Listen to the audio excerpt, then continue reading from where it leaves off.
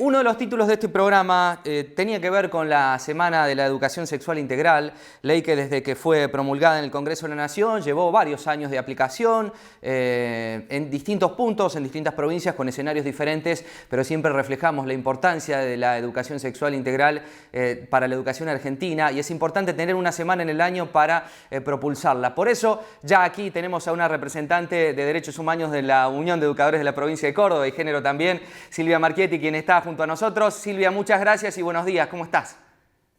Hola, ¿cómo estás? ¿Cómo están todos y todas? Buenos días. Bueno, buenos días para vos. ¿Cuán importante es tener una semana, Silvia, de la ESI para charlarlo, para debatirlo y para impulsarla? La verdad que para nosotros no existe una semana. Es Nosotros trabajamos todo el desde año. febrero, que empiezan los docentes a arrimarse a las escuelas. Ya estamos recibiendo pedidos para trabajar en cuanto a la promoción de ESI, con estudiantes, con docentes, con familiares.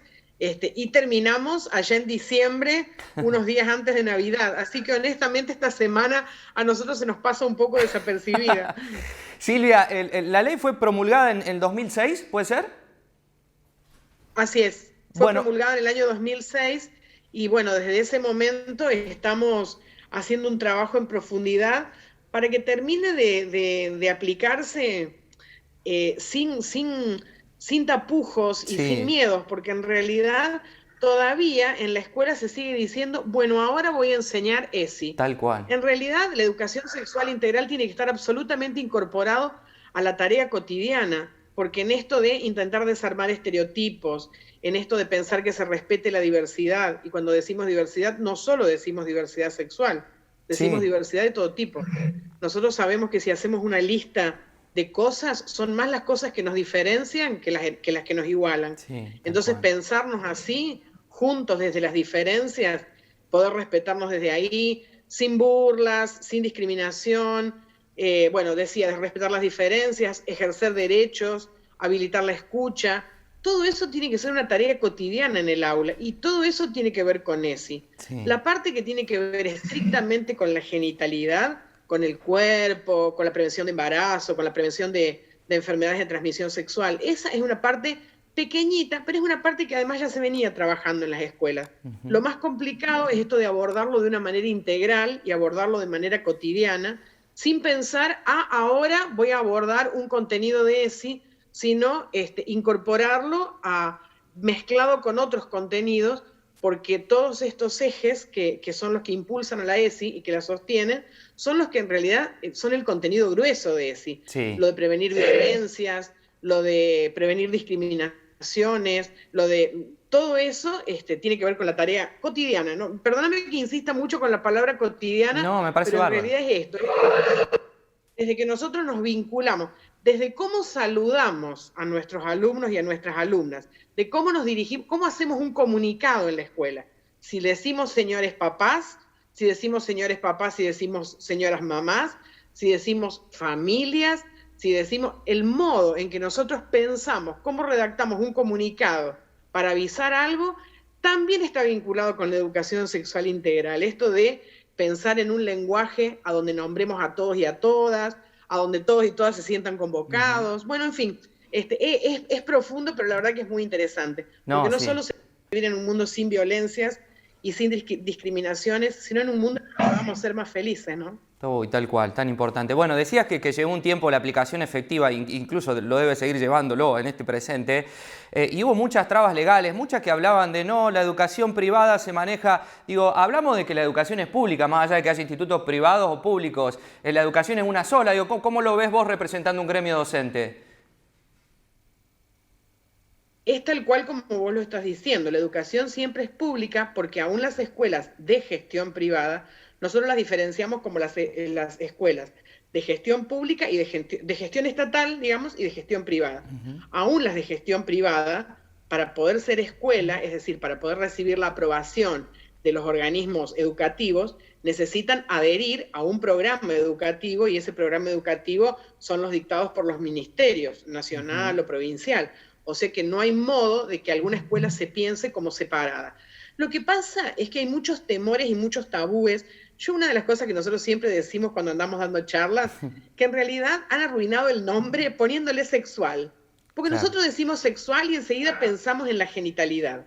Nunca pensamos en que la sexualidad comienza desde que nacemos, desde Sí, antes que nacemos, porque cuando a un papá o a una mamá le dicen que va a tener un hijo o una hija, ya empieza con una carga cultural de expectativas, de deseos, de trayectos para ese hijo o para esa hija. O sea que de algún modo ya culturalmente, sí, socialmente está cargando a esa persona por nacer de una serie de asignaciones que después esa persona respetará o no, digamos. Pero ya la sexualidad se va construyendo desde antes de que nazcamos. sí, tal cual. Entonces, es mucho más que nuestro cuerpo y es mucho más que nuestro deseo y nuestra atracción y nuestro placer. Es muchísimo más que eso. Es el modo en que nos vinculamos, es el modo en que miramos el mundo, el modo en que nos desarrollamos en ese mundo. Entonces, pero bueno, hace falta explicarlo, porque cuando uno habla de sexual, siempre pensás en cama, siempre pensás en genitalidad, y en realidad no es así. Entonces, cuando uno piensa en esa parte, en la parte del placer, en la parte de las relaciones genitales, que siempre ha sido una cosa muy escondida, sobre todo para las mujeres, ¿no? Una Sí, cosa muy negada, las mujeres siempre estuvimos negadas a sentir placer, ¿no? Porque si vos sentías placer, eras prácticamente una mujer de vida ligera, sí. perdón, por no decir una mala palabra. O pecaminoso. Entonces, digo, esto que siempre, perdón, No, digo, o pecaminoso. pecaminoso. Pecaminoso, sí, siempre el placer vinculado con el pecado, pero el placer de la mujer, el del Sí, varón no tanto, siempre ha sí. sido más libre y siempre ha Totalmente tenido de más acuerdo. posibilidades de expresión. Entonces digo, esto sexual, siempre entendido como algo pecaminoso, como algo oscuro, como algo oculto, que ahora se empieza a nombrar así, a mí me causaba mucha gracia. Nosotros, mira, el año pasado, en diciembre, hicimos una estadística de todo lo que habíamos trabajado y nos hemos estado encontrando en 317 encuentros en los últimos 3 años, con 9.000 alumnos, estudiantes, alumnos y alumnas, 6.000 docentes más o menos y 600 y pico familias, entre 600 y cerca de 700. Sí, Y una de las cosas graciosas es que las preguntas, imagínate 9.000 pibes y pibas, las preguntas que nos hacen, nosotros nos reímos mucho porque son preguntas que obviamente les pueden hacer a una persona que no son sus padres ni sus madres. sí. Esas preguntas uno no se las hace a su papá y a su mamá. Así que esta idea de las familias y de los padres y, y las madres de controlarlo todo es una idea falsa, porque hay cosas que ni nosotros mismos hemos, qué sé yo siempre cuento graciosamente, mi papá se murió cuando yo tenía 24 años y mi papá nunca supo que yo fumaba, por ejemplo. Sí. Nunca me atreví a decírselo. Entonces digo, así, con eso que es una pavada y que es una cosa socialmente aceptada, ¿cuántas cosas hay de nuestra intimidad que nuestros padres, nuestras madres, nunca jamás se enteran? Entonces esto de pensar de controlarlo todo y de saber todo es una cosa falsa. Sí es mucho más fácil que nosotros como adultos habilitemos la escucha, la pregunta, que sepan que si tienen una duda la pueden saldar con nosotros, o si tienen una pena, que nosotros lo vamos a abrazar, la vamos a abrazar sin preguntarle demasiado, sin esto sancionador, ¿no? Ah, mira vos, Sí. así que te dejaron, yo te dije que te iba... No, de una manera amorosa, de una manera cuidadosa, de una manera respetuosa, porque nuestros hijos y nuestras hijas, al igual que nuestros estudiantes, nuestros alumnos, sean niños, niñas o adolescentes, tienen una vida y elecciones propias, separadas Sí, de nosotros. Creo sí. que eso es lo que más nos cuesta pensar. Yo te decía al principio, y me fui hablando un montón, que a mí me causaba mucha gracia cuando dicen, ay, porque la educación sexual sirve para que los docentes les enseñen a masturbarse a los chicos. Nosotros sabemos que la masturbación existe desde que las personas han sido Totalmente. desde que, ni siquiera desde que se reconocieron como seres humanos, Sí, sí. desde que las personas han encontrado que tienen un cuerpo y que tienen lugares que les produce placer. La masturbación existe desde hace miles de años. Entonces, pensar que uno en la escuela les va a enseñar a algo que ya lo vienen aprendiendo solos y solas, es una falacia. Pero bueno, son los temores, ¿no? Un Sí. papá en una charla el año pasado acá en una escuela secundaria de Córdoba, y hablando de este tema de la sexualidad, nos decía, pero entonces si mi hija me pregunta, si puede participar de una orgía, ¿yo qué le tengo que decir? Le tengo que decir que no, porque eso es malo. Y entonces nosotros les decíamos, ya no desde un lugar de docente, sino desde un lugar de madre, mira, le digo, yo no creo que nunca tu hija te pregunte a vos si puede participar de una orgía. Si le invitan, va a participar. No es ese el problema. El problema, como cada uno vive su sexualidad, no es el problema.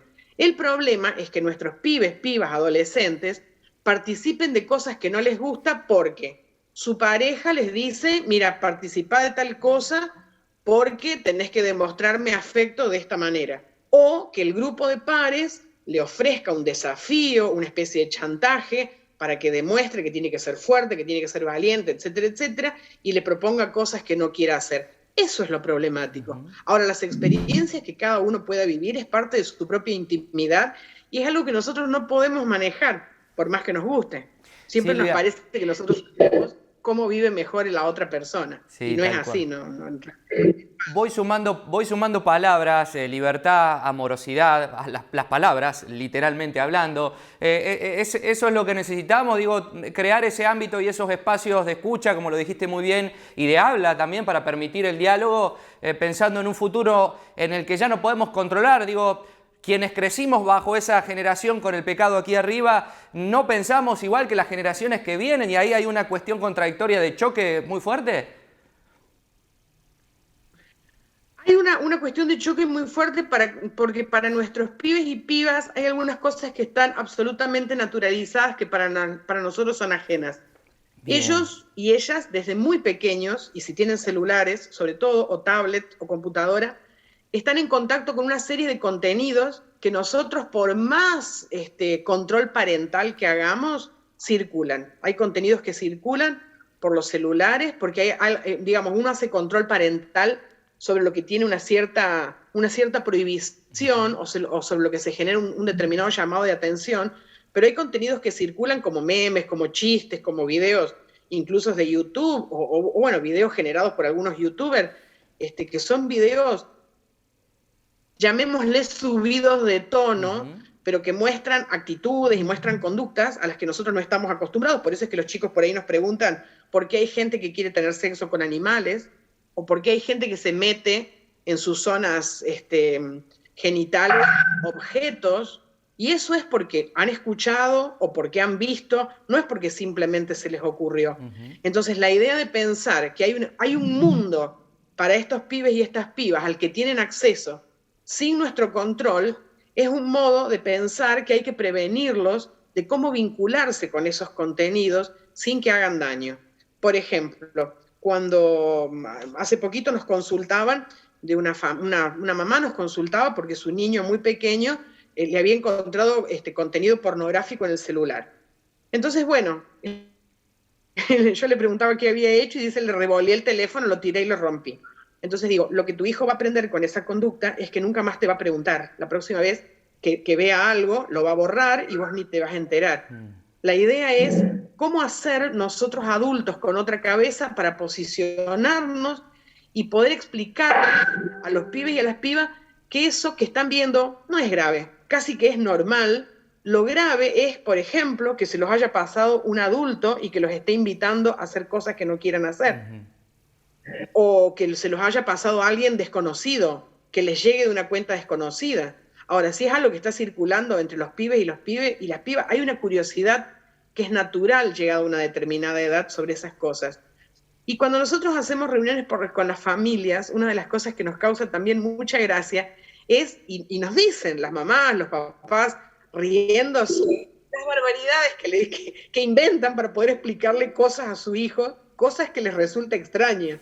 Y una mamá nos contaba el año pasado en Guatimozín que su hija de quinto grado, me parece que era de quinto grado, que llega un día a la casa furiosa y le dicen, vos mamá, me mentiste, porque vos me dijiste que la semilla entraba sola para que nacieran los bebés, y no es así como me dijiste. Entonces, bueno, esa mamá nos contaba graciosamente que ella nunca se había animado a explicarle cómo llegaba esa famosa semilla al cuerpo de la mujer, y bueno, se enteró en la escuela. Entonces, qué mejor que la escuela pensada como un lugar a donde realmente los niños y las niñas van todos los días, pasan mucho tiempo y están en vínculo con personas que los cuiden. Serán mejores docentes, no serán tan buenos, serán más malos, qué sé yo. Hay de todo, como en cualquier ámbito de trabajo. Pero en realidad si hay algo que no se puede pensar es que los docentes están buscando dañar a sus alumnos. Así que en ese lugar que se queden tranquilos, porque siempre lo que aborden, con conocimiento o no, va a ser algo para cuidarlos. Quiero agradecerte por este tiempo que ha sido súper valioso. Oh, por favor. Mira, nuestras experiencias son tantas, de tanto, cada vez que yo te estoy hablando me estoy acordando de caras y de frases y de preguntas y de cosas que nosotros tenemos para hablar de esto casi que un día seguido. Bueno, así que cuando quieras, convocanos nomás, que nosotros tenemos un montón de cosas para contar. Mira, una cosita te cuento nomás. Dale. Que nos pasó ayer. Dale, ayer arrancamos con un curso en unión, la UPC de San Alberto con la Municipalidad de Mina Clavero. Bueno, nosotros estamos trabajando virtualmente con grupos de entre 40 y 50 personas porque si no es imposible interactuar virtualmente. Bueno, hay 300 inscriptos casi. Qué va. Qué va. Ya hemos abierto otro grupo y el otro grupo ya se está llenando también. Entonces digo, hay como una necesidad, no solamente por parte de los docentes, sino por parte de los adultos, de las adultas, de hablar de este tema, de discutir, de pensar no solamente cómo uno habla con los pibes y las pibas, sino cómo uno se mira a sí mismo como un cuerpo que siente cosas, que tenemos una determinada construcción en cuanto a la sexualidad, que tenemos prejuicios, que tenemos estereotipos, que algunos estarán bien, que otros los vamos a tener que deconstruir y desarmar. Bueno, en fin, en eso andamos trabajando. Bueno, Silvia, te agradecemos mucho, ¿eh? Un abrazo grande y ya vamos a charlar prontamente con vos de nuevo. ¿Cómo no? A su disposición. Sí. Muchísimas gracias a ustedes por tenernos en cuenta. Nos estaremos encontrando. Por favor. En la Semana de la Educación Sexual Integral a Silvia Marchetti la teníamos, responsable del área Género y Derechos Humanos de la Unión de Educadores del Gremio de la provincia de Córdoba.